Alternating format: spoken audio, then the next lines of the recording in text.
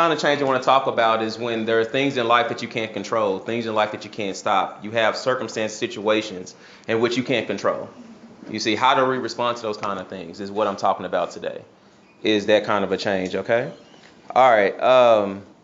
Change is one of the most resisted things, right? Change is some people will change. Oh, I don't want this to change. They will stay the same, right? Fear, right? What are some of the reasons that we resist change? You think? Fear. Uncomfortable, fear. What's another reason? The unknown. Lack of control. It's different, right? But it's the most expected thing is change. It's a promise in the Word of God. You see? That everything has a season, right? Everything, it's the most predictable thing is change, but it's the most resisted thing is change, right? And I'm talking about major change, crisis, things you cannot control that are beyond your control, that you cannot change, right? That's what we want to talk about today, okay? All right? Okay, so can someone take Ecclesiastes 3, chapter 3, verses 1 through 14 for me? Who wants to read that for me? I want to take that. Ecclesiastes chapter 3, verses 1 through 14. And if not, I'll go ahead and read it. Okay, so there is a time for everything and a season for every activity underneath the heavens. Okay, so there's a time for everything. There's a season for every single thing. So though God gives us promises, those promises they're going to shift and change. You see, God can promise you wealth, but you may not always have that, or you'll die, right? There's always going to be a shift of time and change in the season. That's what I want to point out, okay? Is that it says that a time to be born, a time to die, a time to plant, a time to uproot, a time to kill, a time to heal, a time to tear down, a time to build up. You see that? These things changings, right? A time to mourn, a time to dance, a time to scatter stones, a time to gather them, a time to embrace, a time to refrain from embracing, a time to search, a time to give up, a time to keep, a time to throw away, a time to tear and a time to mend, a time to be silent and a time to speak, a time to love and a time to hate, a time for war and a time for peace.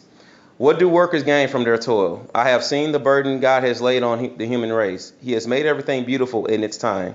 He has also set eternity in the human heart, yet no one can fathom what God has done from the beginning to the end. I know that there is nothing better for people than to be happy and to do good while they live, that each of them may eat and drink and find satisfaction in all their toil. This is the gift of God. I know that everything God does will endure forever. Nothing can be added to it, nothing taken away from it. God does it so that people will fear him. Okay, so in verse 13 it says that each of them may eat and drink and find satisfaction in all their toil.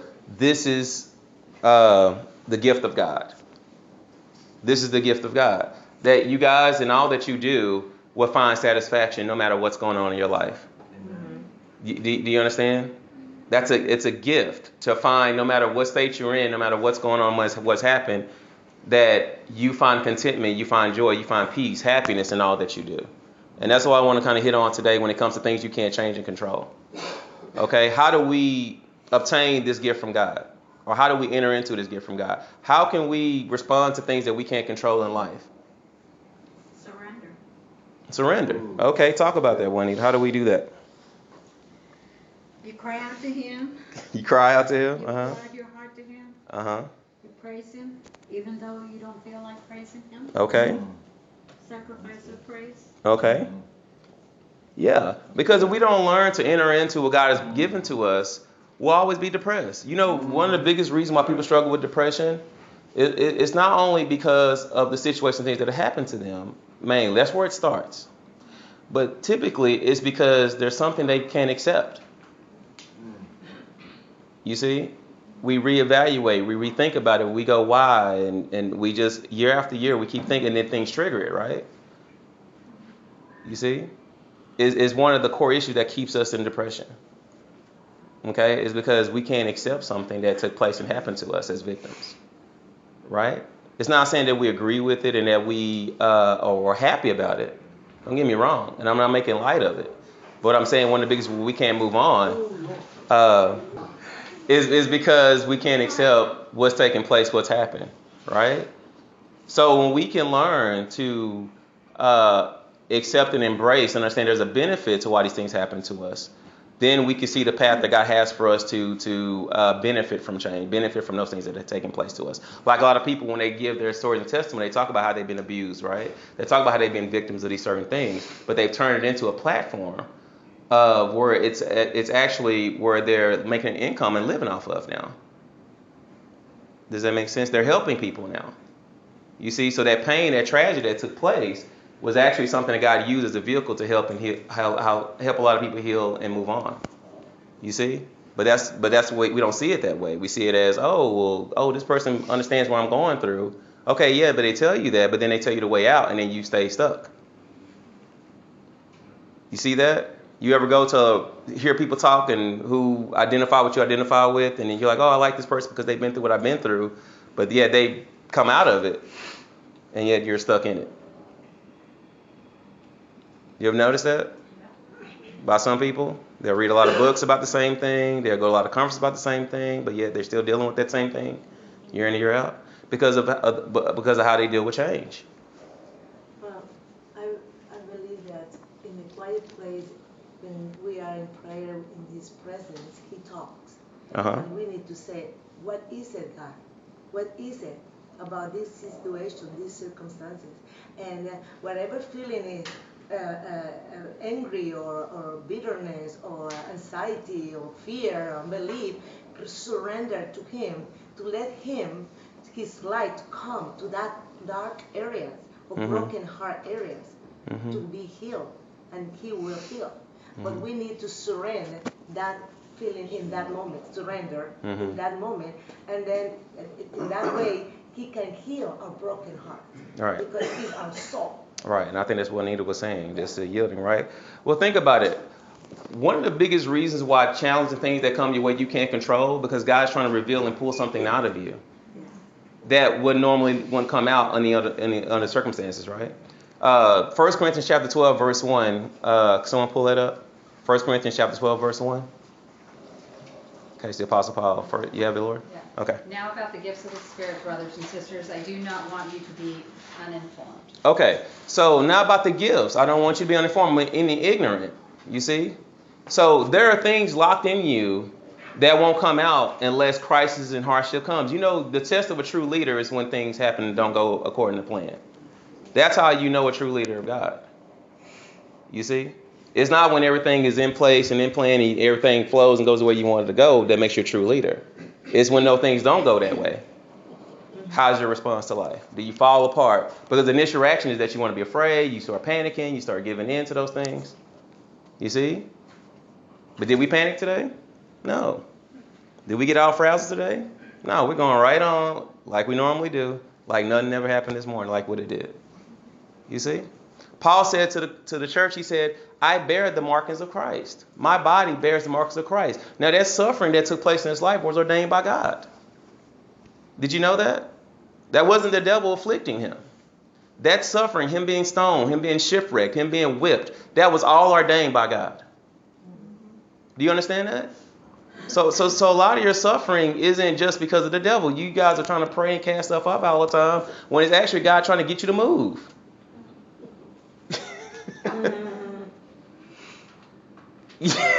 Oh Lord, it's so much every year. God's like, get out, move.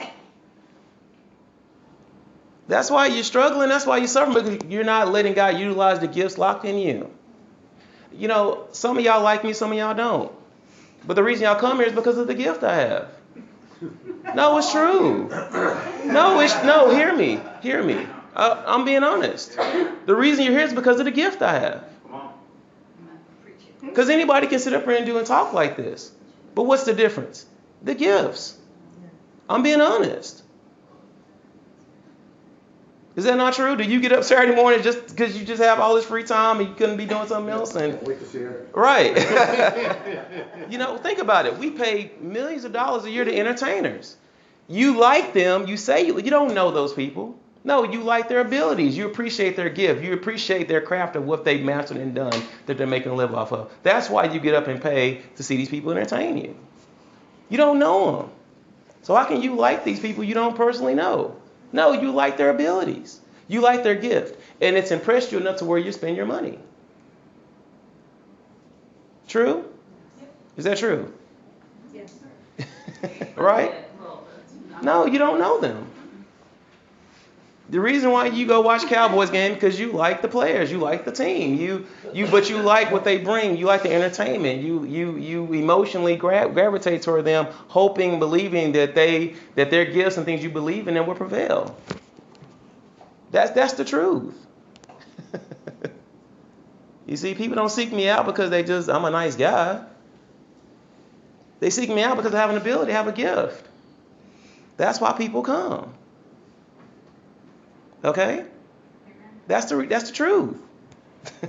So I've been spending this time developing my prophetic gifts, developing healing, deliverance, teaching. That's why I'm constantly always growing and evolving.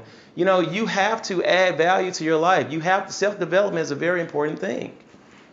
Because if you're just a one-trick pony, things will go down for you really quick. Because it'll change. Times and seasons change. So one of the biggest things you can do is have self-development. That's why I don't teach the same things all the time. You hear me teaching different and new revelations. Some things are similar to what I've said, but they're always different in new revelations. Why? Because I'm constantly developing myself before the Lord. I'm a father, I'm a husband, I'm a personal trainer, I'm a life coach, I'm a pastor, I'm an apostle, I'm a prophet. You see, I'm an entrepreneur, a marketer. I'm always constantly adding value to myself. And when you do that and develop these gifts in you, you can write your own paycheck in life. Does that make sense? The same worries, concerns that people have, I don't have. Why? Because I made an investment in myself. A long time ago, 16 years ago, I made an investment in myself. You see? And people seek me out because I've been disciplined.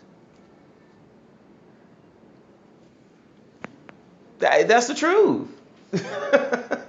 It's not because I'm just, just chosen there to do. Yeah, that's part of it. But I had a responsibility to cultivate this and develop it. That's why I had her read 1 Corinthians 12:1. Don't be ignorant of the gifts in you. God has given you each gifts and abilities. Yes. But because of fear of change, because of crisis, because of how you manage things, you stay in a place where the enemy is constantly afflicting you and controlling your life because you refuse to step out and develop your gifts. Amen. That's the truth. You see? But it was God's purpose to afflict Paul. Now, those afflictions brought about all those beautiful writings and revelations that we didn't get from the other apostles. You see that? Look what all that suffering brought to us. Revelation. So if we didn't, because we have a mindset now that, okay, if my life is good, that God is with me, but if things are bad, then God is punishing me. But Paul let us know, no, that's not what that means at all. You see? So, but we have this misconception of pain as Christians. Okay? So I'm trying to help you understand that. All right, so life won't be a mystery to you. Life is a mystery to most Christians. Well, I don't know if God wants to do this or do that and do this or do that. You can know. How can Joseph interpret Pharaoh's dream? He knew about the 7 years of plenty and the 7 years of famine. That was God's doing. That wasn't the devil. That wasn't an attack. When a financial crisis happened, was it 10, 11 years ago? 2009, 2008 bubble burst. Oh, it's Wall Street's fault. It's Wall Street's fault. But you know what other people who were doing? The guy, the rich dad, poor dad, what's his name? The Robert Kiyosaki guy. There was an interview that he did. This when I was a GM at LA Fitness. I watched the interview that he did. And they were asking this guy, okay, what is your take on this whole downfall of the economy? And most people will say, oh, it's Wall Street's fault, or oh, it's the government, oh, it's this. And I'm not saying it didn't play a factor in those things. But you know what he said? He said, this is exciting. This is great. I'm ready for this. My team and I, we're buying up real estate because we know it's going to change. No one was talking like that during that time. Everyone was coming out of these markets, leaving their companies, being fired, being laid off, conserving their money. This guy was buying up property for cheap. He was prepared. Why was he prepared? Because he was disciplined. He understood that it was an opportunity because he knew it would change. See, he embraced change. Seize the moment. Jesus was preparing the disciples from the get-go. Okay, who remember the story when Peter got the revelation who Christ was? You remember that story? What did he say? Right. He said, okay. He said, who do people say I am? Okay. Well, some say you this, Elijah. Some say you John the Baptist. Some say you this. Okay. Now, who do you say I am? He said, what? You're the Christ. He said, blessed are you, Peter, because man has not revealed this to you, but the Holy Spirit. Right. Then Jesus goes on to tell him about how he's going to die. He told him how he was going to die. And then what did Peter say? No. Come here. No, it's not going to happen. You see that? You see that? You see? Resisting change. That's what we do. Resisting change. Now, this is Jesus telling him this is going to happen to him. He's trying to prepare them. But in the flesh, when God blesses us with revelation of these things, we do this to it. We make a monument. We make an idol out of it. So when God's like, okay, it's time for me to die, Peter draws the sword, starts cutting and trying to kill people. Okay, have a seat back. You see that? Because of the resistance of change. But he said, it is good that I go away. You see? And how were they when Jesus said? They were phenomenal. But that's how we are when it comes to change. We don't want to let go.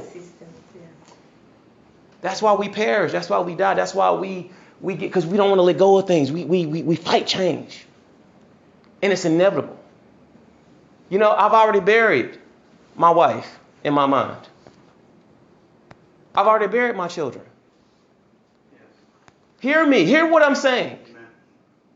I'm not thinking fatally. I'm telling you what Jesus himself has told his disciples.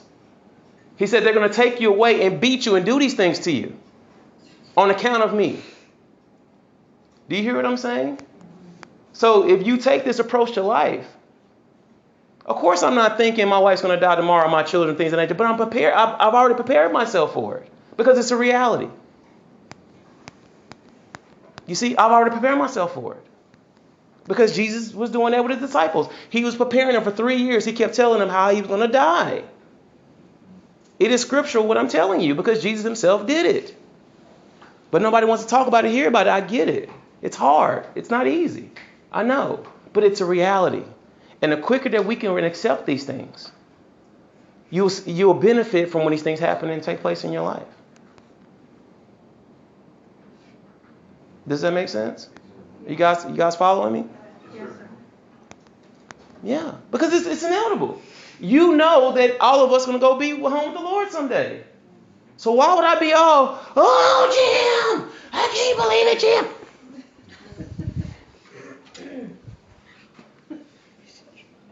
It's appointed for man to die. But we act surprised when these things are inevitable for all of us. I'm not saying we don't have time to weep in the morning. I'm saying the overarching thing, like we're just shocked. Like death does not exist. You see? That's what I'm saying. I'm talking to you spiritually. Yes. About how to deal with crisis, how to deal with change, how I've been able to ride the wave of these things that you've seen taking place in my life. I'm telling you the mindset I have. Okay? Because it will happen to you and will constantly happen. It's not going to stop with that one thing that you're still dealing with and struggling with. There's going to be more waves, more challenges, more storms. Because you have to live by the principles of this word of God. There are laws. You see? And life doesn't stop because life is happening to you. Okay? That's what helps me. I accept what I cannot change. You have to accept what you cannot change. Okay? That'll be your building block out of coming out of depression and hardship and fear. You have to accept what you cannot change and trust God. Because his perfect love does what? Cast out all what? Fear. But it's not going to be something you're going to be able to do in your own strength. Jesus recognized that as great as he was, he had to come to a different place of submission when it comes to going to the cross. He couldn't even do it within his own strength and himself. As great as he was, he had to go to a different place of submission because he had never known what it was like to be a sacrifice. He was a servant, but not a sacrifice yet. So there was a deeper level of submission for him. You see? And so if you look at the way Jesus was with the disciples, he was always trying to prepare them for the future, what was to come. He was telling them, look, you won't have me always with you. He was telling them, and they just was ignoring it. Why? Because he was right there. He said, I'm troubled. My heart is heavy. Before he went to the garden, his heart was heavy. And everything was fine. The sun was out. People being healed, delivered. Nobody was bothering them. But he was telling them, my heart is heavy. I'm troubled.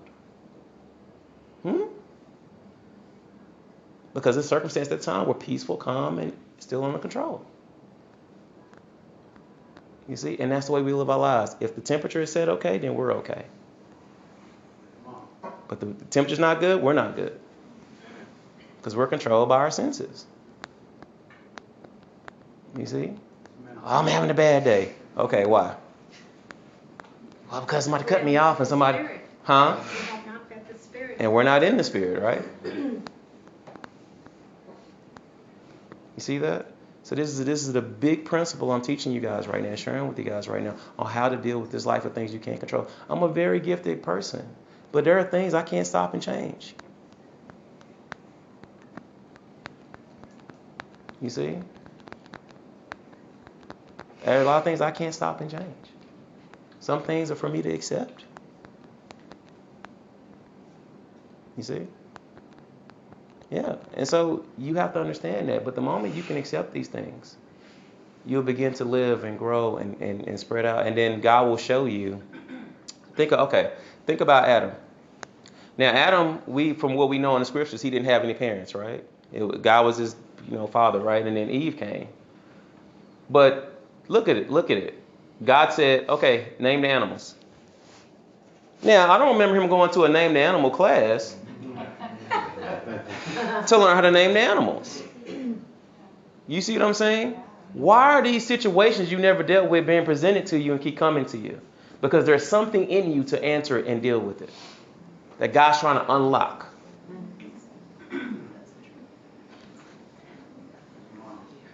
How could we walk by the Spirit?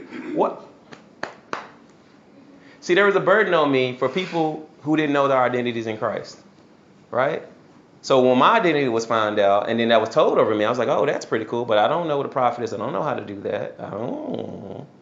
You see, fear, uncertainty, unknown, all things we mentioned, right? But yet that's what God had told me I would do. But well, if I get it wrong, what if they say no? What if they... You see? Yeah, Jim's rebuked me a lot. I'm surprised I'm in his house today. You see? Because God is trying to unlock something that he is buried in me. Amen. We have this treasure in earthen vessels, right? Amen. And so now that I've taken those steps and let God cultivate those gifts in me, you see? I'm doing exactly what he said I would do. So what's locked inside of you that you're not allowing now because of fear, uncertainty, insecurity? What's staying in there that God is meant to prosper you? You see? Because that's what your gifts are for. They're not only to bless other people, but they're for you to live off of. Okay? Y'all with me? Okay. So, all right, so let's read Acts chapter 9, verse 10 through 16. Okay, that's fine. All right, 16, right? 9, 10 through 16. 10 through 16. Mm-hmm. Okay, it's right there. All right, living in Damascus was a believer named Ananias. The Lord spoke to him in a vision, calling his name, Ananias. Yes, Lord, Ananias answered. The Lord said, go at once to the street called Abundance and look for a man from Tarsus named Saul.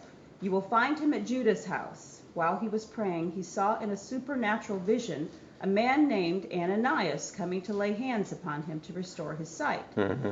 But Lord, Ananias replied, many have told me about his terrible persecution of those in Jerusalem who are devoted to you. You hear that? So God is talking to him about doing something, unlocking his prophetic gift, who's going to unlock one of the greatest Christians in our history. But yet he's thinking about the circumstances, fear, and what this guy does to people like him. Mm-hmm. Yeah. In fact, the high priest has authorized him to seize and imprison all those in Damascus who call on your name. You see that? He's telling God like God is not aware of this. Isn't that interesting? You talking God? I said, okay, God, I need money. Okay, well, go over here and do this and ask this. Do you know? That person's mean. They're not gonna do that for me. You know that person, God. Yeah. You see that? But you just ask God about a need and he's telling you what to do. And you argue with him about how he wants to do it. You just want him to wild out of money right there next to you, right? You can just do it, God, just right here. Just you did all the stuff in the Bible. Just do it. I know you can. With God, all things are possible. Right. But he's telling you what to do. That's the difference.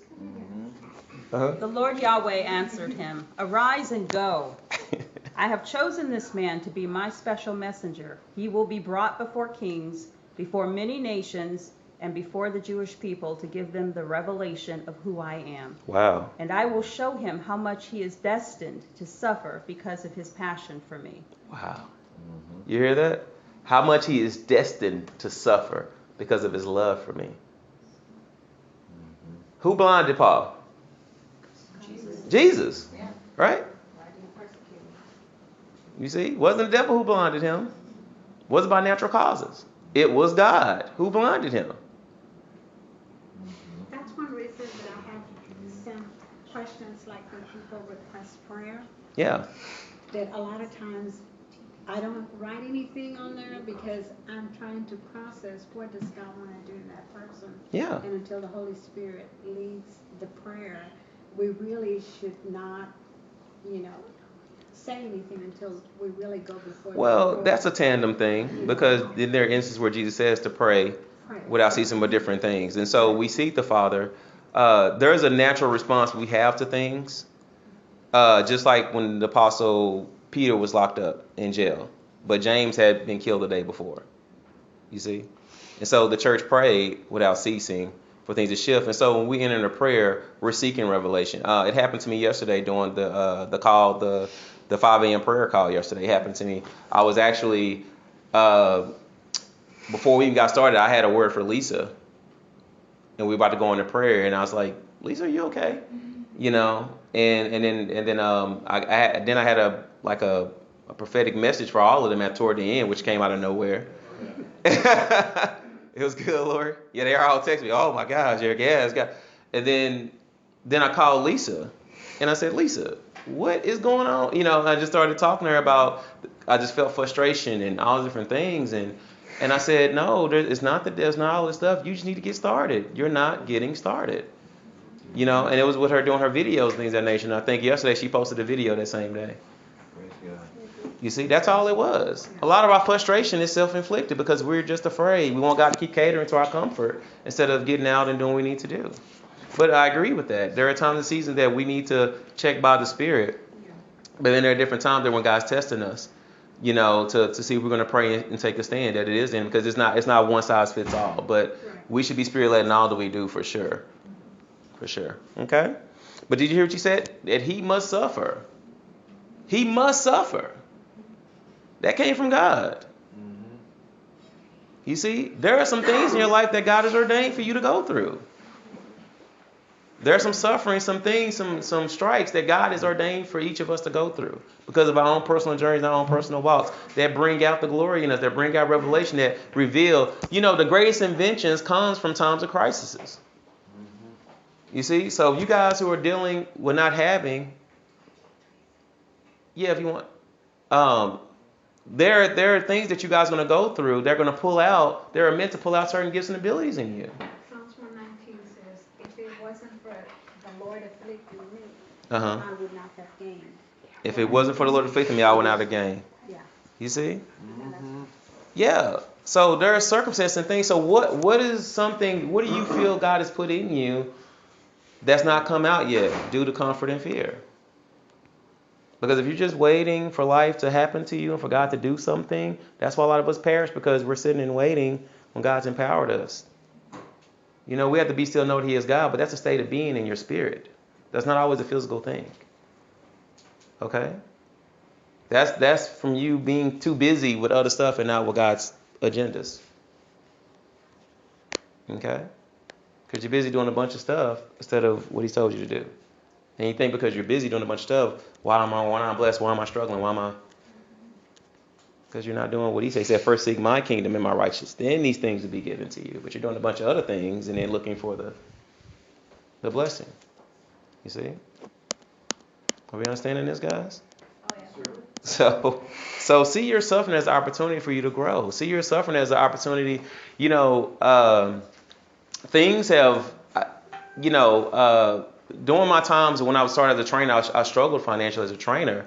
When I was a GM for LA Fitness and they moved me from Louisville to Grapevine. Grapevine was a very slow location. No one could manage that gym because it was all industrial. There was not a strong community presence there for people to come in and like the other gyms. And so I had to find creative ways to bring in business on the weekends because if people didn't work, they didn't come there. People came before work, during their lunch break, and after work. That's the only time people came. And my hours were odd hours, so I had to come at different times of the day to get business. I had to create free things that the other gyms were not doing to keep people coming in. Does that make sense? See, ideals come out of lack. You see? And that's what happened to me. So I started creating like app classes and boot camps and free things to bring people in because my gym didn't function like everyone. I didn't have people just walking in and checking in like everyone else did. I had to create things because I didn't have money coming in. I had managers underneath me. I had people who needed my efforts to feed their families. You see? So I had to create some things to get some business in there. And that's what started happening. So what happened was the owner of the company, he came down and met up with me in a manager meeting, and they started adapting what I was doing at all the other gyms. And that's what got me promoted. You see, I had been praying about a promotion, needing more money, but I'm looking at the direct thing like, oh, I can't get promoted because there's no business coming in. But yet and still, because there was lack, it brought creativity out in me. And I started doing these creative things, and it got me my promotion. You see? So God has heard your prayers, but you may not be recognized the way he wants to do it. He's heard you, but I don't think you may not be on the same wavelength as him when it comes to how he's going to deliver it to you. He told the Israelites, I have given you the ability to create wealth. Right? That's what he told them, right? Is that not what he told them? Deuteronomy 28? Yes. Y'all getting quiet on me. Yeah, it is, right? It is a mindset. So whatever you label, like, come here, Jim. Just stand right here. All right, Miss Felicia, come on up. Come on up, woman of God. Got Nigeria in the building. Okay, come here, Miss Felicia. It's all good to see you. Okay, so we're going to face Jim together, okay? We're going to turn to Jim. All right. You remember the story of David versus Goliath, right? Okay, so he's going to be Goliath. Okay, so I'm going to be the Israelites and you're going to be David. Okay, so the children of Israel saw the same thing as David saw, right? But their labeling of him was different.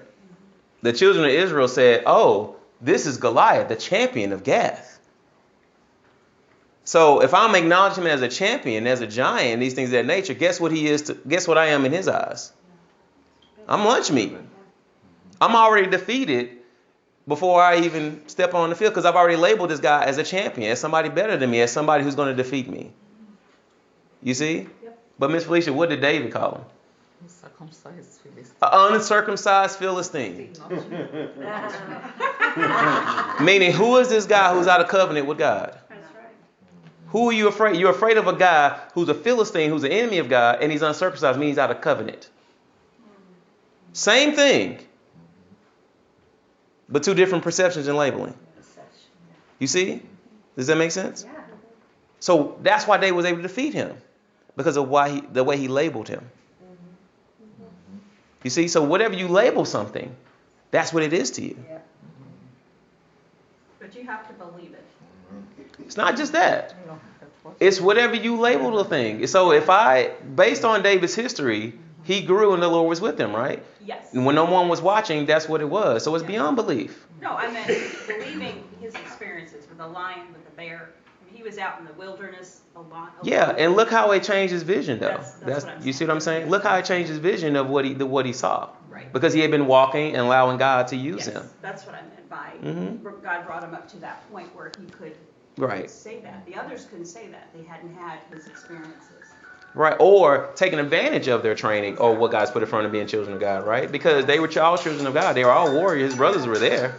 So they lived with him, right? But they didn't take advantage to your point of seeing things that way. Because he was just as much children of Israel as they were. Yes. But why was his response different from theirs, being of the same household? Yeah, Because he he let sees God with the eyes of the Lord. He saw with the eyes of the Lord. Yes.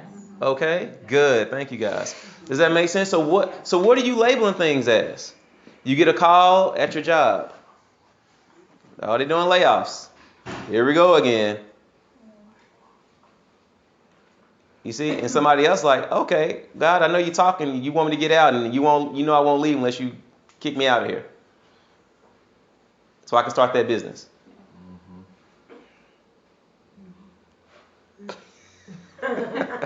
You see, and a lot of times y'all know why things are happening to y'all. When I'm talking to people, like I was talking to Lisa, she's like, I don't know why. I don't know what God wants me to do. I said, yes, you do. Oh, no, I don't. I don't get it. I can't hear. I can't. And then after like 5 minutes of me just standing and not moving, she said, yeah, I know. He told me to do the video thing. I haven't done it. I'm going to go ahead and do it. It's fear. It's procrastination. You see? Wow. A lot of times we know why these things are happening to us. But we deny and act like we don't know why. We know why. If I go there and punch Max in the arm and I run outside and then I'm like, I don't know why Max coming to hit me. Well, I know because I hit him. Right? You see? So you guys know why these things are happening to you. A lot of times. You know why. Especially if you know the word of God and you believe in Jesus. You know why things are happening to you. You know why certain hardships and certain things are happening to you. You know why. Right? Am I right? Yeah. Sometimes. I mean, you had to come and knock on this. Because of habits. Yeah. Comfort, habits, and fear, right? Yeah. Yeah. So that's kind of what I want to leave y'all with today. I've gone from saying I have problems to saying I have challenges to saying now I have opportunities to grow. Yes. Yes. Because the Bible says all things work together for the good, right? So nothing is a problem. I don't say things are problems anymore. I don't talk that. I used to talk that way. Now, it's not denial that I don't have problems and challenges, but I don't label them as such. Yeah. Because that's what it become to me. Even though the devil's bringing a problem to my doorstep, I'm not going to agree with him and say it's a problem. Forget So- that or let it shake you. Right. Faith is not denial of what's going on. I'm not telling you to ignore and pretend like the reality what you're facing is not real. No, I'm not saying that. I'm saying you can't control the circumstance all the time, but you can control your mind and how you respond to it and how you perceive it. That's right. Mm-hmm. Some of it's training. Yeah. And I'm finding in my position, the things that are going on, something will happen and it's to prepare me for it happening as a leader. There you go. And understanding then how I dealt with it so I can help somebody else deal with it. There you go, because that's what people are looking for, right? Right. When things change and happen to go on, people look at you as a leader like, okay, Now what do we do now? Right. And that's why you have to be like David, training, doing these things, so when it comes time for you to lead, the people are going to follow you. But these incidents, you could take it and say, I'm weak and I haven't got it figured out. How can I lead? Right. That's the opposite. Yeah. And Yeah. and the enemy wants to break you down Mm-hmm. like that. Mm-hmm. To your point, Lori, I've talked to more and more people, especially particularly Christians, who have there's a difference between the perfectionist personality and then the spirit of perfectionism. Okay, which would be another thing I'm going to teach on very, very soon, because we're trying to obtain and be what we already are through our efforts and works. And when those things don't happen, we end up turning on ourselves and we stay stagnant because we have all of these facts of the past and failures hitting our mind before we can even get started with doing the things of God. God doesn't need you to be perfect. He's already perfect. He needs you to yield to the perfection that's in you. So many times we judge our imperfections by the perfection of God in us, right? And so that's what we do. We don't get started. We go off the past. We go off history. We go off the next person or what our parents did instead of knowing that God has empowered you to do the thing. You see, and that's one of the biggest stumbling blocks I've been seeing in Christians' lives now. They're trying to be what they just need to yield to. And so they don't get started because most of the time it's self-inflicted. I'm like, okay, so what's going on? You're not, well, I just feel like because, and then also, wait a minute, Eric, that's not it. And then, I'm like, whoa, wait, just get up. You see? It's not that easy. You see, because and taking the fact that whatever you're feeling isn't reality. Right. Exactly. That's the part is, okay, he sees a much bigger picture than you're seeing right now. Right.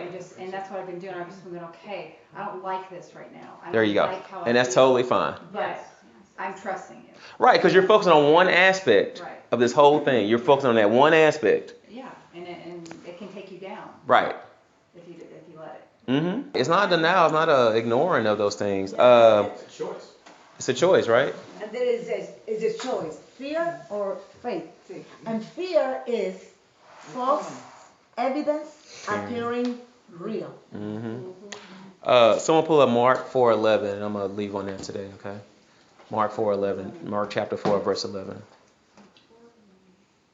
Yeah, because I don't want to spend too much time on this, but I want to just instill this in principle of how you see crisis in your life and things you can't change. And what your response is as a Christian. You have to be ahead of these things that happen to you. God said, "Would I do a new thing? You not know it." Now, I'm not saying every single thing in your life you don't know what's going to happen before it happens. What I'm saying is you have the mindset of understanding that things can and will change. And it will be crazy to live like nothing's going to change. That's the problem. We keep living like things are going to change. He kept telling them, look, I'm going to die. Whatever, la, la, la, la, la. And then when he died, they didn't believe it. Right? People kept telling him he's back. Nah, we saw him. He dead. You see? Then he showed up and he did what he do. He rebuked them because of what? Their unbelief. Because they didn't accept those things he said while he was still alive. And then it happened. You see? How many times has God warned us and tried to talk to us and get messages to us and we just keep putting it off because everything in that moment is fine and stable. And all of a sudden, boom, we're like, whoa, what happened? God, now we're praying, now we're running the church, now we're... But God was telling us when everything was fine and calm, look, get ready. Get ready.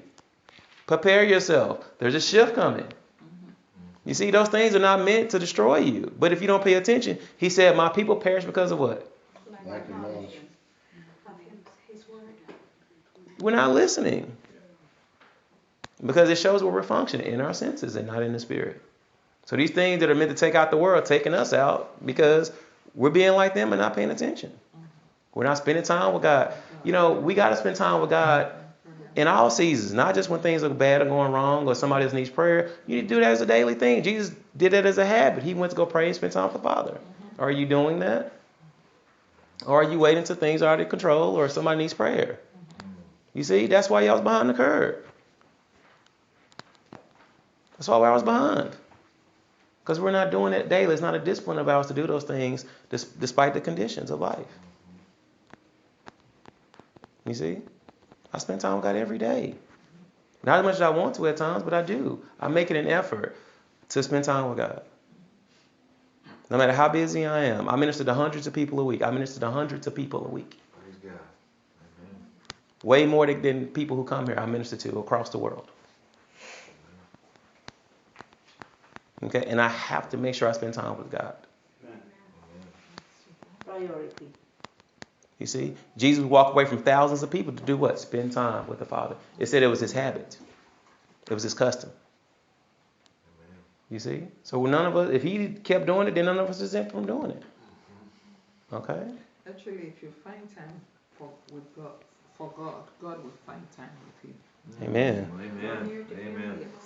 That's it, right? Who has Mark 4:11? You do, Thelma? Yep, Mark 4:11. Okay. He said to them, this is Jesus speaking, the privilege of intimately knowing the mystery of God's kingdom realm has been granted to you, but not to others. Wow. Where everything is revealed in parables. Wow. For even when they see what I do, they will not understand. Ooh, so And good. when they hear what I say, So good. they will learn nothing. Wow. Otherwise, they would repent and be forgiven. Amen. Yeah. So what is he saying? He's saying these things that people don't see. See, there's a perception people have of me, and there's a true understanding others have of me. You see, there's well, yeah, that guy who he hears from God, and he's a minister, and he's a nice guy. But then there are others who are like, oh my gosh, like he just read my mail. I'm done with it. But not in a mean way, but just, but in a lifting way, it just reignites that fire of God in them. You see? Some people look at me with spiritual eyes, some people look at me with carnal eyes, is what I'm saying. And so they miss, like, some people called me yesterday and said, okay, so are you talking about change because you're moving to a new venue tomorrow? But this is what they say. You see? And y'all know me. I don't do traditional teachings because it's Easter, because it's Christmas. That's the way I've been. When have I ever done a traditional message that goes with the times? I've never done that. But this person who's been here for a while is like, oh, are you teaching on changes because you're changing venues tomorrow? What have you learned this whole time being around me, I said, no, I'm not talking about that. You should come and see. But that's how churches do. Yeah. Yeah. And that's fine for the church. But as a prophet, that's not what I do. You see? That's what distinguishes me as a prophet. I don't follow, and I don't do it intentionally. I just ask God. If he wants to talk about it, I will talk about it. But he's not telling me to talk about that. He told me to talk about changes, and lo and behold, we went through a big change today. But we were ready. We stayed the course. We didn't panic. We didn't freak out. We're still here. You see? Yeah. But obviously, that's what he wanted me to talk about, because look what happened today. He gave us a perfect illustration. Yeah, perfect. You see? But he said it's been given to you, his children, to know the mysteries. Listen, how can we live in America and not know the laws here? It's true. And if you go out there and just think you're going to drive and do whatever you want to do, good luck. You see? So likewise, we are part of a kingdom but we don't know the laws. We don't understand the principles. We're not living by what the king has told us to do. Because in the Democratic Republic society, the people decide what the laws are, right? And so that's what we have to understand. But if you don't understand the principles of the kingdom, these things, when they come to your life, they will wipe you out. Yeah. There are people who've died before their time because they didn't function in the principles of the kingdom. There are people who have lost relationships and lost jobs because they didn't function in the principles of the kingdom. Not because any other reason. You see? So there's things that God has given you to benefit and live your life off of that'll protect you, okay? That'll help others, okay? And so I want you guys to understand that. So what has God put in you? What gifts, what abilities, what talents that God's put in you that you guys are not living from? What's keeping you? What's stopping you? And to your point, money, debt isn't one of them, right? You see? So I want to pray for that today, okay? I want to pray that we lay down the fear, we release what's happened to us that we couldn't control and change, what's coming to us that we have to deal with. Stop running from all these different things that you need to face. So we want to pray and really allow God to pull out in us what he wants to pull out.